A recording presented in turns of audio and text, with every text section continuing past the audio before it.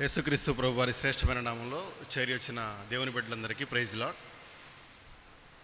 మనం ప్రభుని ఆరాధించక మునుపు పరిశుద్ధమైన బైబిల్ గ్రంథం నుండి 16వ కీర్తన మొదటి నుంచి 11వ వచనం వరకు, ఫస్ట్ నుంచి లాస్ట్ వరకు మార్చి చదువుకుంటాం. 16వ కీర్తన 1వ వచనం నుండి 11వ వచనం వరకు మార్చి చదువుకుంటాం. దేవా, నీ శరణుజొచ్చి ఉన్నాను, నన్ను కాపాడుము.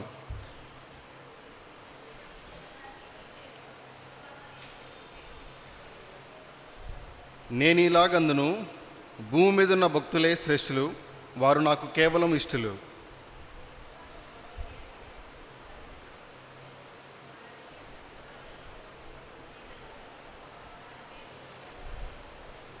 యెహోవా నా స్వాస్థ్య భాగము, నా పానీయ భాగము, నీవే నా భాగమును కాపాడుచున్నావు.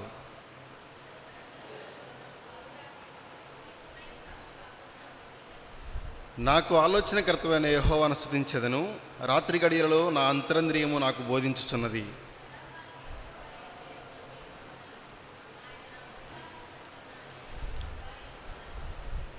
అందువలన నా హృదయము సంతోషించున్నది, నా ఆత్మ హర్షించున్నది, నా శరీరము కూడా సురక్షితముగా నివసించున్నది.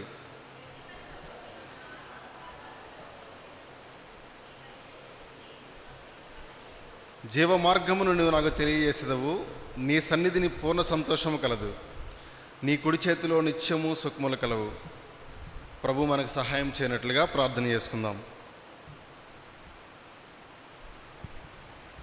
నన్ను మమ్మల్ని మిక్కిలి ఎంతగానో ప్రేమించిన మా ప్రియ పరలోకమందున మా తండ్రి, నిన్న నేడు నిరంతరము ఏకరీతికున్న దేవా, యేసుక్రీస్తు మా ప్రభు వారి శ్రేష్టమైన అత్యున్నతమైన హెచ్చించమైన నామములో మీకు వందనములు, స్తుతులు, స్తోత్రాలు చెల్లించుకుంటూ వస్తున్నాం.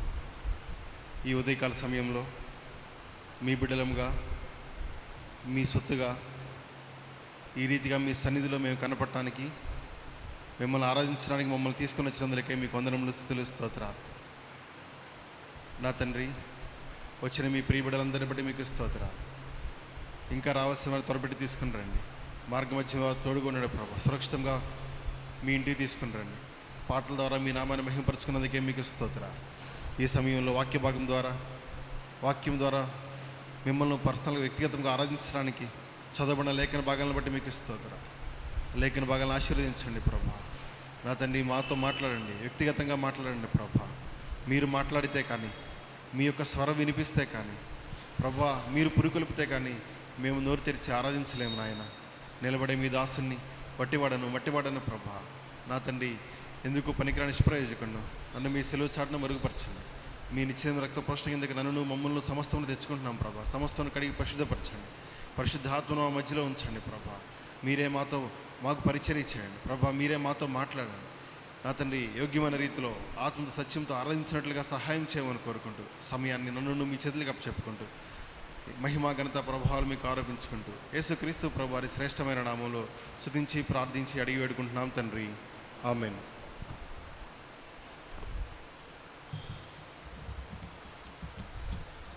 మనం చదువుకున్నటువంటి 16వ కీర్తన మెస్సయ కీర్తన అంటాం. మెస్సయ కీర్తనలో దాదాపు ఇది 3వ కీర్తన. మెస్సయ కీర్తనలన్నీ దేని గురించి మాట్లాడుతాయి అంటే, యేసుక్రీస్తు ప్రభువారి యొక్క సిలువ వేయబడటం, యేసుక్రీస్తు ప్రభువారి యొక్క పునరుత్థానము, యేసుక్రీస్తు ప్రభువారి యొక్క ఆరోహణ, యేసుక్రీస్తు ప్రభువారి యొక్క రెండవ రాకడ, వీటి గురించి మెస్సయ కీర్తనలు మాట్లాడుతూ ఉంటాయి. అయితే మనం చదువుకున్నటువంటి ఈ మెస్సయ కీర్తనలో చివరి వచనం 16వ కీర్తన 11వ వచనంలో లాస్ట్లో ఒక మాట ఉంటుంది, నీ కుడి చేతిలో నిత్యము సుఖములు కలవు. నీ కుడి చేతిలో నిత్యము సుఖములు కలవు. మనం ఎలాంటి సమాజంలో ఉన్నాము అంటే, సంతోషం కోసం లేదా సుఖం కోసం, సంతోషం కోసం వెంటాడుతూ పరిగెడుతూ మనం జీవిస్తున్నటువంటి ఈ సమాజంలో ఉన్నాం. మన యొక్క ఆశ, మన యొక్క గోల్ ఏంటంటే, నేను సుఖంగా ఉండాలా, నేను సంతోషంగా ఉండాలి. కానీ ఈ లోకం ఇచ్చేటువంటి సంతోషము కానీ, ఈ లోకం ఇచ్చేటువంటి సుఖము కానీ, ఈ లోకం ఇచ్చేటువంటి ఆనందము కానీ ఏది పర్మనెంట్ కాదు. ఈ లోకం ఇచ్చేటువంటి సంతోషం ఏది కూడా శాశ్వతము కాదు. ఈ లోకం ఇచ్చేటువంటి సుఖము, ఆనందము ఏది కూడాను నిజం కాదు. ఇవన్నీ కూడా ఫేక్. అవి ఆ కాసేపే సంతోషాన్ని ఇస్తాయి, కానీ అది అయిపోయిన తర్వాత మళ్ళీ దాని గురించేటువంటి ఆకలి, మళ్ళీ దాని గురించేటువంటి ఆశ, మళ్ళీ అదే సుఖం కావాలనే తపన మనలో ఉంటుంది. ఇటువంటి నిజమైనటువంటి సంతోషం కానటువంటి సమాజంలో ఉన్న మనకు నిత్యమైన సంతోషం ఎక్కడా, నిత్యమైన సుఖం ఎక్కడా? అందుకనే ఈ చదువుకున్న కీర్తనలో యేసుక్రీస్తు ప్రభువారిలో మనకు నిత్యమైన సుఖములు కలవని చెప్తున్నాడు. ఈ నిత్యమైన సుఖము, నిత్యమైన ఆనందము, నిత్యమైన సంతోషము కలగటానికి ఉన్నటువంటి సోర్సెస్ ఏంటి? ఎక్కడ మనకి నిత్యమైన సంతోషం కలదు? ఎక్కడ మనకి నిత్యమైన ఆనందం కలదు? ఎక్కడ మనకి నిత్యమైనటువంటి సుఖం కలదు అని గనక మనం చూసినట్లయితే ఈ 16వ కీర్తనలో దాదాపు 7 నుంచి 8 సోర్సెస్ ఉన్నాయి. 7 నుంచి 8 కారణాలు మనకు ఉన్నాయి. ఈ 8 కారణాలు, ఈ 8 సోర్సెస్, ఈ 8 మనకి నిత్యమైన సంతోషాన్ని ఇస్తాయని దేవుని యొక్క వాక్యం చెప్తుంది. ఏంటి ఆ 8 లేక 7 నిత్యమైనటువంటి సంతోషం ఇచ్చే కారణాలు? అది కనుక మనం చూస్తే మొట్టమొదటిగా చూడండి, 16వ కీర్తన మొదటి వచనం. 16వ కీర్తన మొదటి వచనం, దేవా మన సంతోషానికి, నిత్యమైన సంతోషానికి కారణం ఏంటంటే దేవుడు. నిత్యమైన సంతోషము, నిత్యమైన సుఖానికి గల మొట్టమొదటి కారణం ఏంటంటే దేవుడు. దేవుడిలో మాత్రమే నిత్యమైన సంతోషము కలదు. దేవుడిలో మాత్రమే నిత్యమైన సుఖము కలదు. దేవుడిలో మాత్రమే నిత్యమైన ఆనందం కలదు. మరి ఇటువంటి నిత్యమైన ఆనందాన్ని దేవుడు మనకి ఇవ్వాలని ఆశపడుతున్నప్పుడు, ఇటువంటి నిత్యమైన సంతోషాన్ని మనకి ఇవ్వాలని దేవుడు ప్రణాళికలో ఉంచినప్పుడు, ఇటువంటి నిత్యమైనటువంటి సుఖము, సంతోషం మనకి ఇవ్వాలని దేవుడు ఆశపడినప్పుడు ఎందుకు మానవుడు ఇంకా నిజము కానటువంటి లేదంటే అబద్ధపు సంతోషం వెనక పరిగెడుతున్నాడు అంటే ఒక కారణం ఉంది. చూడండి, బైబిల్ గ్రంథం ఏమని సెలవిస్తుందంటే తిమోతి రాసిన పత్రిక, 2వ తిమోతి రాసిన పత్రిక 3-4 వచనంలో ఈ దేవుడు ధారాళంగా మనకి సంతోషాన్ని ఇవ్వగలడు, ధారాళంగా క్షేమాన్ని ఇవ్వగలడు. అందుకని కీర్తనకారుడు 2వ వచనంలో అంటాడు, నీకంటే క్షేమాధారం నాకేముందయ్యా, నీకంటే క్షేమాధారం నాకు ఇంకేటి కూడా లేదు. నిజమైన సంతోషము, నిజమైన సమాధానము, నిజమైన సుఖము, నిజమైనటువంటి ఆనందము మనకి ఎక్కడ కలుగుతుందంటే ఒక దేవునిలో మాత్రమే కలుగుతుంది. మరి ఇంత ధారాళముగా దేవుడు సంతోషాన్ని, ఆనందాన్ని మనకి ఇవ్వాలని ఆశపడినప్పుడు ఎందుకు మనం ఆ సంతోషాన్ని పొందుకోలేకపోతున్నాం?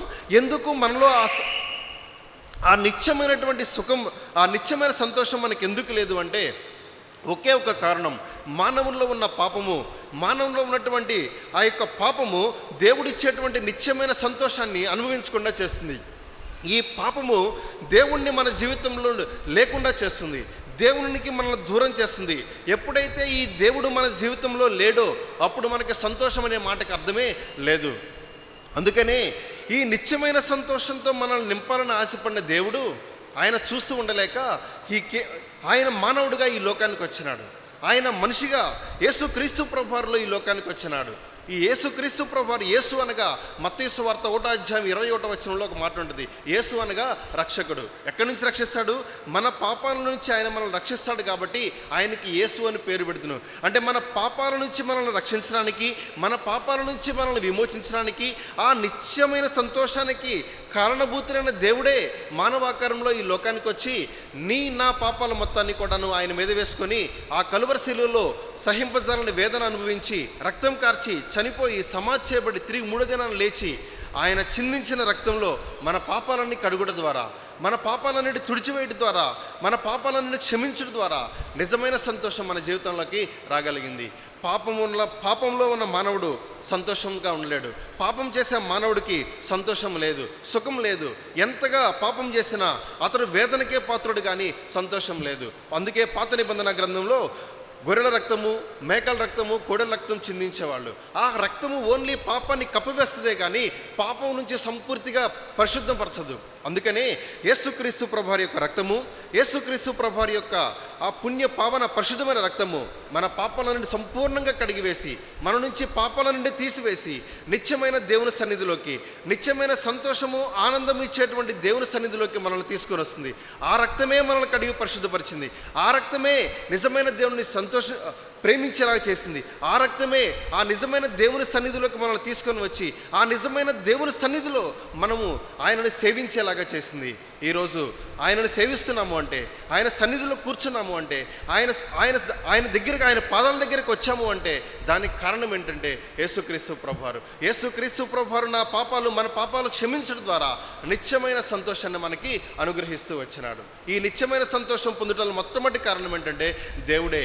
ఆ దేవుడే మానవ మానవ ఆకారంలో యేసుక్రీస్తు ప్రభువారిలో మన పాపాలన్నింటినీ కడిగివేసి నిత్యమైన దేవుని సన్నిధిలోకి మనల్ని తీసుకొని వచ్చి సంతోషంగా ఆనందంగా మన ప్రభువుని ఆరాధించేటువంటి భాగ్యం తీసుకొచ్చాడు. అందుకే మనం ఎంతో కృతజ్ఞులమై, దేవా, పాపంలో ఉన్నప్పుడు నాకు సంతోషం లేదు, పాపంలో ఉన్నప్పుడు నాకు నెమ్మది లేదు, పాపంలో ఉన్నప్పుడు నాకు సుఖం లేదు. కానీ ఈరోజు యేసుక్రీస్తు ప్రభువారిలో నిజమైన సంతోషము, అది ఎవ్వరూ నా నుంచి తీసివేయలేని సంతోషము, ఎవ్వరూ నాకు కొని ఇవ్వలేని సంతోషము నువ్వు నాకు ఇచ్చావు ప్రభువా.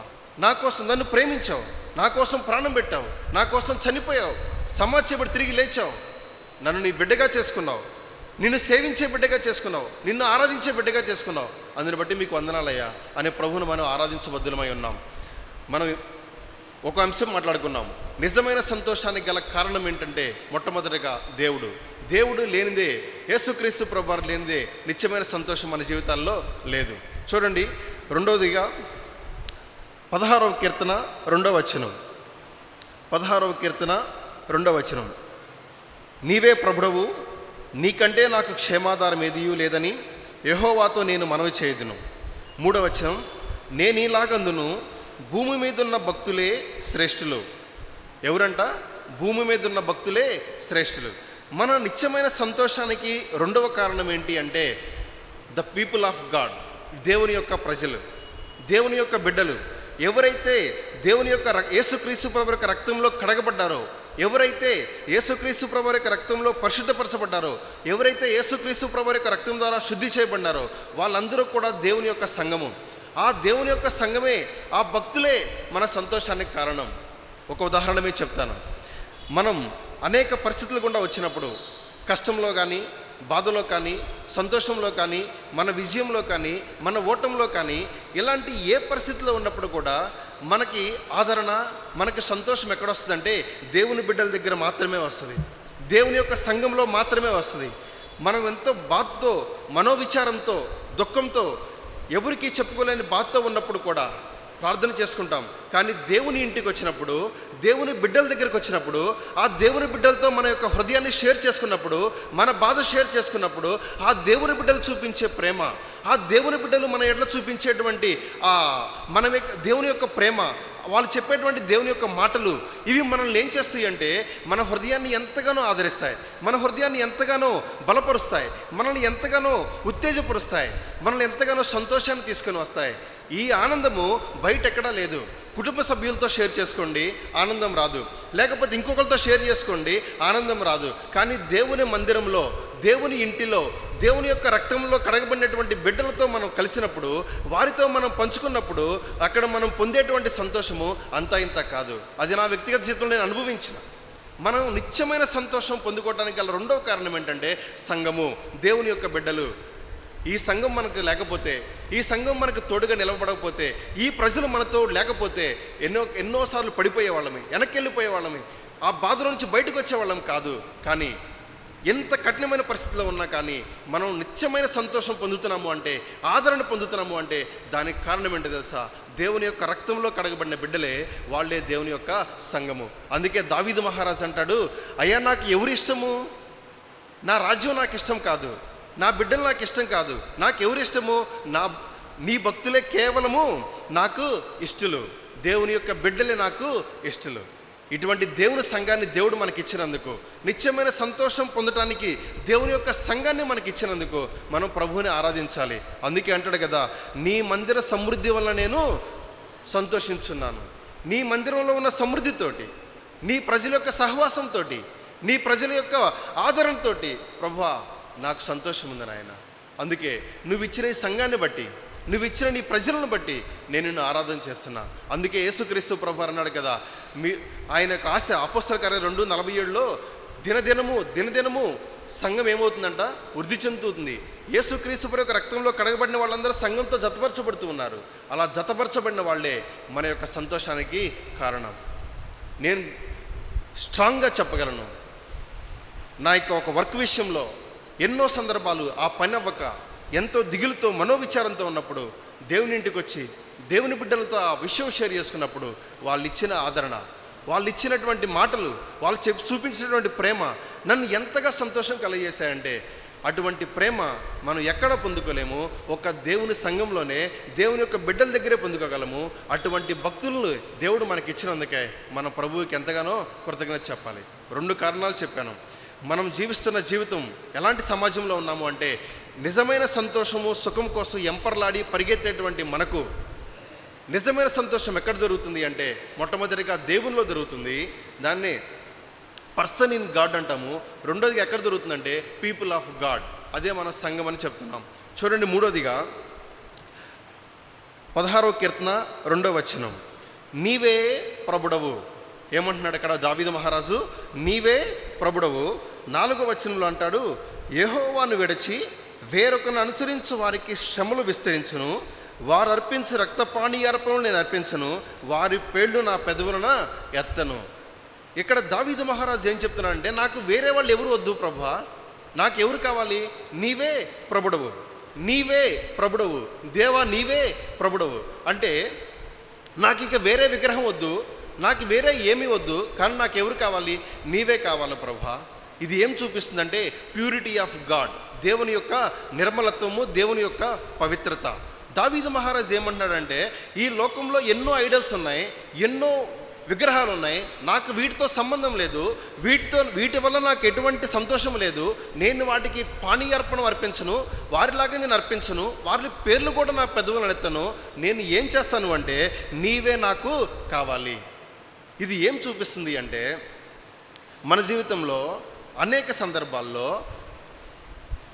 మన హృదయాన్ని దేవునికి సింహాసనంగా ఇవ్వాలి. కానీ ఈ సింహాసనాన్ని ఎవరికి ఇస్తాము అంటే దేవుణ్ణి పక్కన పెట్టేసి రకరకాల వాటికి ఇస్తూ ఉంటాం. ఆ విగ్రహాలు ఏంటంటే మనలో ఉన్న గర్వం కావచ్చు, మనలో ఉన్న ఈర్ష్య కావచ్చు, మనలో ఉన్న ద్వేషం కావచ్చు, మనలో ఉన్న కోపం కావచ్చు, లేకపోతే మనకున్న లస్ట్ కావచ్చు. ఏదైతే మన దేవుని యొక్క స్థానాన్ని తీసివేస్తుందో వాటి మొత్తాన్ని కూడా బైబిల్ గ్రంథం ఏమని చెప్తుంది అంటే ఐడల్స్ అని చెప్తుంది. ఇటువంటి ఐడల్స్ నా మనసులో ఉంచుకోను. నా మనసులో సింహాసనం ఎవరికి అంటే ఒక్క ప్రభువుకే. నా కింగ్ ఎవరంటే నా దేవుడే. ఎవరైతే యేసుక్రీస్తు ప్రభు వారిని, ఆ దేవుణ్ణి వారి యొక్క హృదయంలో రాజుగా ఎంచుకుంటారో వాళ్ళకి మాత్రమే నిజమైన సంతోషము, మిగతా వాళ్ళకి ఆ సంతోషము లేదు.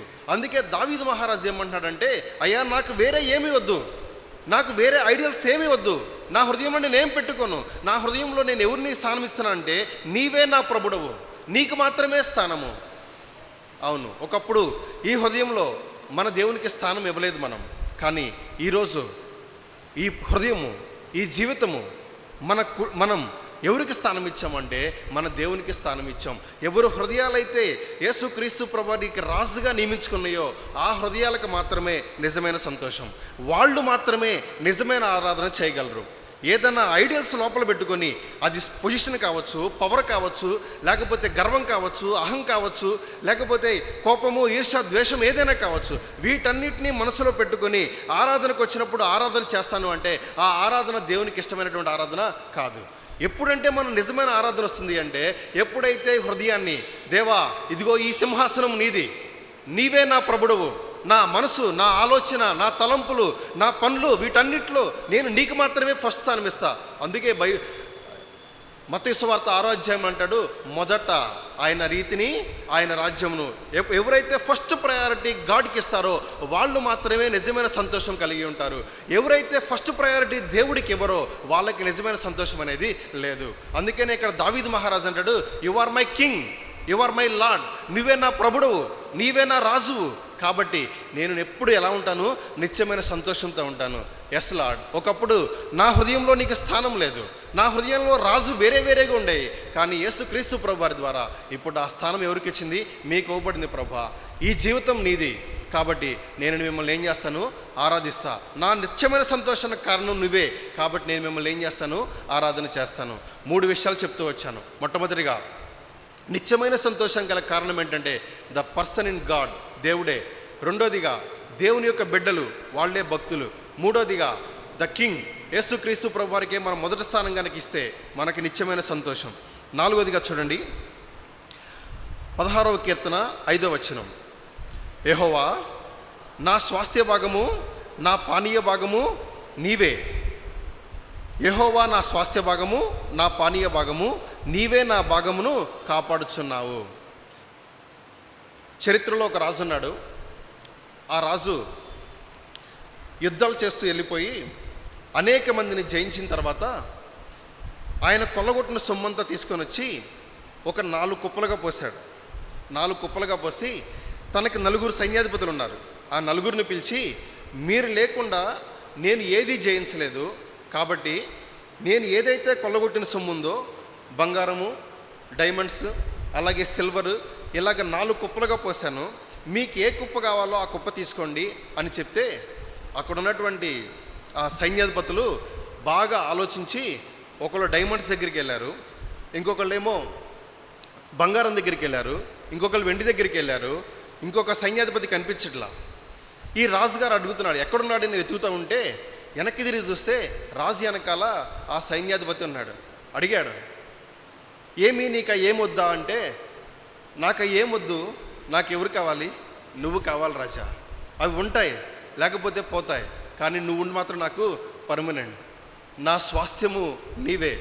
ఎవరైతే దేవుణ్ణి నిజమైన స్వాస్థ్యంగా ఎంచుకొని మన ఉద్యోగం కన్నా, మన డబ్బు కన్నా, మన ఆస్తి కన్నా, మన అంతస్తు కన్నా, మన సౌందర్యం కన్నా, మనకున్న ఈ లోకంలో దేనికన్నా ఇవన్నీ నాకు వద్దు ప్రభా, నాకు నీవే, నా భాగం నీవే, నా స్వాస్థ్యం నీవే, నా పానీయ భాగం నీవే, నీవు తప్ప నాకు ఇంకెవరూ లేరు అనే మాట చెప్పగలిగిన విశ్వాసి మాత్రమే నిజమైన సంతోషంతో కలిగి ఉంటాడు. అలా చెప్పలేని ఏ ఒక్క వ్యక్తి కూడాను నిజమైన సంతోషం కలిగి ఉండలేడు, నిజమైన ఆరాధన తీసుకొని రాలేడు. అదే 4వ కారణం ఏంటంటే, ఎవరైతే ఆయనను నా స్వాస్థ్యం నీవే ప్రభా, నా భాగం నీవే. చాలాసార్లు ఏం చేస్తాము అంటే మనసులో ఏదేదో పెట్టుకుంటాం, దేవుణ్ణి పక్కన పెట్టేస్తాం, పైకి చెప్తాం అయ్యా నా భాగం నీవే, నా స్వాస్థ్యం నీవే అంటాం. కానీ దేవుడు తెలుసు, మన ప్రభువుకు తెలుసు. అయితే 4వ నిత్యమైన సంతోషం కల కారణం ఏంటంటే, ఎవరైతే దేవుణ్ణే నిజమైన స్వాస్థ్యముగా వారి జీవితాల్లో కలిగి ఉంటారో వాళ్ళకు మాత్రమే నిత్యమైన సంతోషం. ఈరోజు మనం ధన్యులం. మనం ఎందుకు ధన్యులం అంటే, మన స్వాస్థ్యం ఎవరు? ఆయనే.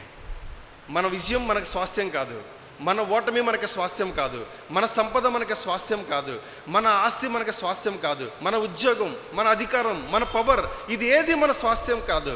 వీటన్నిటిని వదిలిపెట్టి దేవా నాకొద్దు. ఆయన అన్నాడు, ఆయన పేరు అలావుద్దీన్ ఖిల్జీ, నేను చెప్పిన రాజు పేరు గజనీ మహమ్మద్. ఆ గజనీ మహమ్మద్ అలావుద్దీన్ ఖిల్జీని పిలిచి, నీకెందుకు ఏమవుద్దంటే, ఇవన్నీ నాకొద్దు ప్రభా, నాకొద్దు రాజా, నువ్వుంటే నాకు చాలు. అందుకే గజనీ మహమ్మద్ తర్వాత పరిపాలించిన రాజు ఎవరంటే Alauddin Khilji. What about us? మనం నిజమైన సంతోషం కలిగి ఉంటే, నిజంగా ప్రభువే మన స్వాస్థ్యం అయితే, ప్రభువే మన భాగం అయితే, మన సంతోషానికి ఏమాత్రం కూడా అవధులు ఉండవు. నిత్యమైన సంతోషమే. 4 కారణాలు చెప్పాను. మొట్టమొదటిగా దేవుడే మనకి నిజమైన సంతోషం. రెండోదిగా దేవుని బిడ్డలే, దేవుని సంఘమే మనకి నిత్యమైనటువంటి సంతోషం. ఎందుకంటే దేవుని సంఘంలోనే సంతోషం, అది దేవుడిచ్చిన ప్రిన్సిపల్, దేవుడిచ్చినటువంటి నియమం. మూడోదిగా ప్యూరిటీ ఆఫ్ గాడ్, నాకు ఏమొద్దు ప్రభా, నీ కోసం జీవిస్తా అన్నవాళ్ళు సంతోషంగా ఉంటారు. 4వది, నేను ఈ లోకంలో దేనికోసం ఎంపర్లాడిన ప్రభా, నేను నా భాగము నీవే, నా స్వాస్థ్యము నీవే. అందుకే ఒక పాట పాడన్న, వాడబారని స్వాస్థ్యముగా, ఆ స్వాస్థ్యం నీవే ప్రభా. ఈ స్వాస్థ్యము ఎవర్ లాస్టింగ్, ఎప్పుడూ తీసివేయబడింది, ఎప్పుడూ మన నుంచి దూరం చేయబడినది, ఎప్పుడూ మన నుంచి తీసివేయబడింది. ఎటువంటి స్వాస్థ్యమైన, శాశ్వతమైన, వాడబారని, మహిమగల స్వాస్థ్యం మన ప్రభువే.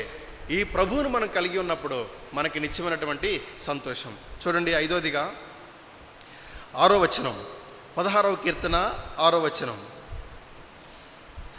మనోహర స్థలములలో నాకు పాలు ప్రాప్తించెను, శ్రేష్టమైన స్వాస్థ్యం నాకు కలిగాను. ఎక్కడ పాలు కలిగినంట? మనోహరమైనటువంటి స్థలము. ఎక్కడ మనోహరమైన స్థలాలు? ఏవి ఆ మనోహరమైన స్థలాలు? మన విల్లానా, మన హౌసా, లేకపోతే మనకున్నటువంటి ఏదన్నా కాదే.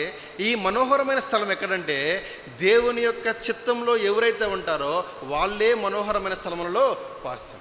ఎవరి జీవితాల్లో అయితే దేవుని యొక్క చిత్తాన్ని చేస్తూ, దేవుని యొక్క చిత్తానికి లోబడిపోయి, దేవుని చిత్తాన్నే జరిగించాలని ఆశపడి దేవుని చిత్తం కోసం నిలబడతారో వాళ్ళు మాత్రమే ఎవరంట?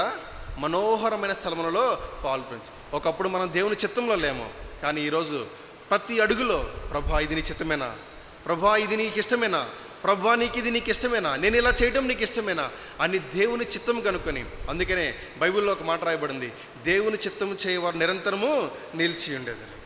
ఎవరైతే దేవుని చిత్తాన్ని చేస్తారో మనోహరమైన స్థలములలో, అది అక్కడ ఎలాంటిదంటే కీర్తన 23లో చెప్తారు కదా, మనోహర పచ్చిక గల చోట్ల, ఎలాంటి చోట అంట, పచ్చిక గల చోట్ల నన్ను పరుణు చేస్తున్నాడు, విశ్రాంతి నాకు దొరుకుతుంది, ఆ శాంతికరమైన జలముల యొద్ద నాకు విశ్రాంతి కలుగుతుంది. ఇటువంటి మనోహరమైన స్థలాల్లో పాలు ఎప్పుడు కలుగుతుంది అంటే ఆయన యొక్క చిత్తాన్ని చేసినప్పుడు, ఆయన యొక్క చిత్తంలో ఉన్నప్పుడు.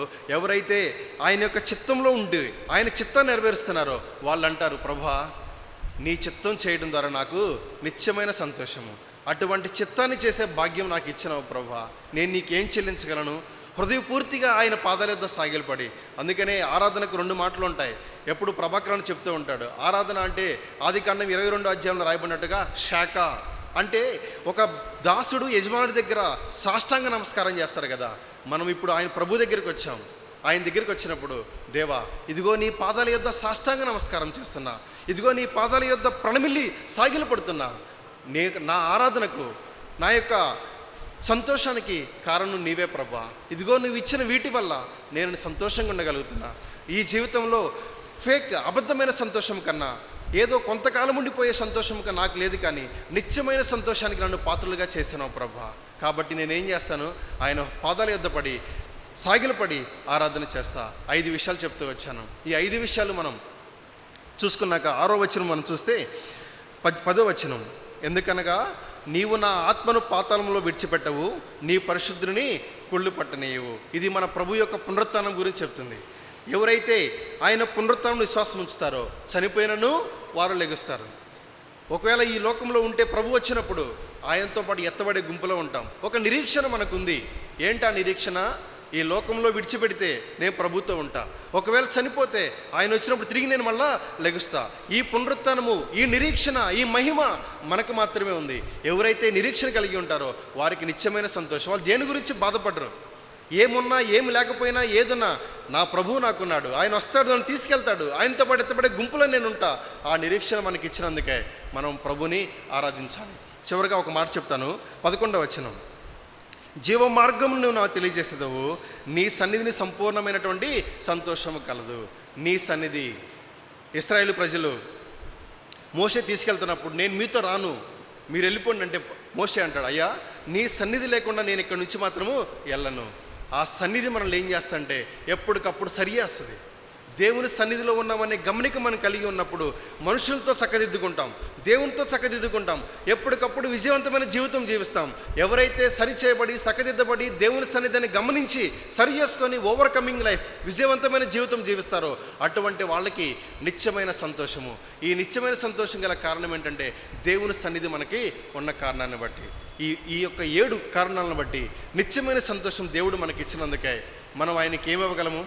ఆయన మన ఆస్తి అడుగుతున్నాడా? మన సంపదను అడుగుతున్నాడా? ఏమీ లేదే. విరిగి నలిగిన హృదయంతో, కృతజ్ఞతా హృదయంతో. అందుకే అన్న చక్కటి పాట పాడాడు, కృతజ్ఞతను తల వంచి నాదు జీవము అర్పిస్తా. ఏమి ఇవ్వగలనయ్యా ఈ లోకంలో? నేను ఇంకేమి ఇవ్వలేను. ఇవ్వగలిగింది ఏంటంటే కృతజ్ఞతతో మీ పాదాల యొద్ద సాగిలపడతా. మీ పాదాల యొద్ద సాగిలపడి నిత్యమైన సంతోషాన్ని నాకు ఇచ్చినందుకే దేవా హృదయపూర్తిగా నిన్ను ఆరాధిస్తున్నాను ప్రభా అని ప్రభుని ఆరాధించినట్లుగా ప్రభు మనకు సహాయం చేయనుగాక.